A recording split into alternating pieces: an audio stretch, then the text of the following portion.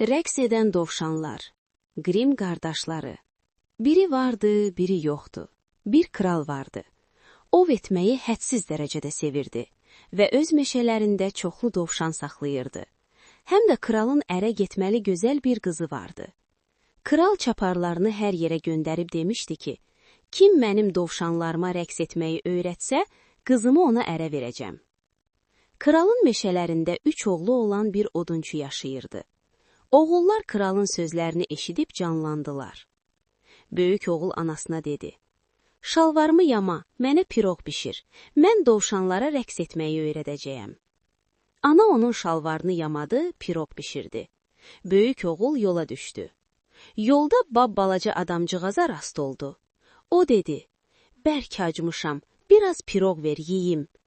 Böyük oğul adamcığazı saya salmadı, onu süyüb getdi. Adamcığaz hirslənib ağaca çıxdı və fit verdi.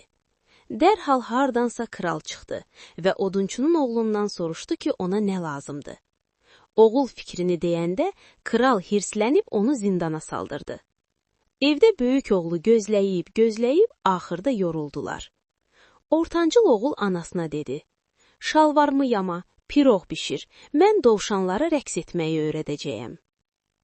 Böyük oğlun başına gələn eyni ilə ortancıl oğlun da başına gəldi. Nəhayət balaca oğul yola düşdü. O da adamcığaza rast gəldi. Ona yazığı gəlib piroğun yarısını verdi. Adamcığaz yenə ağaca çıxıb fit çaldı.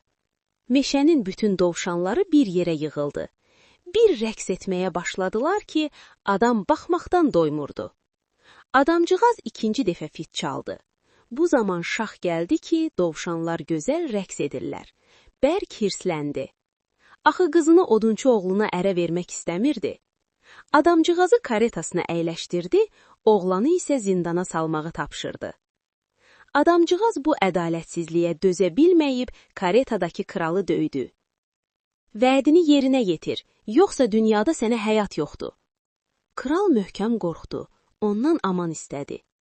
Elə ki, səhraya gəldilər, toy məclisi quruldu. Gənclər xoşbəxt yaşamağa başladılar.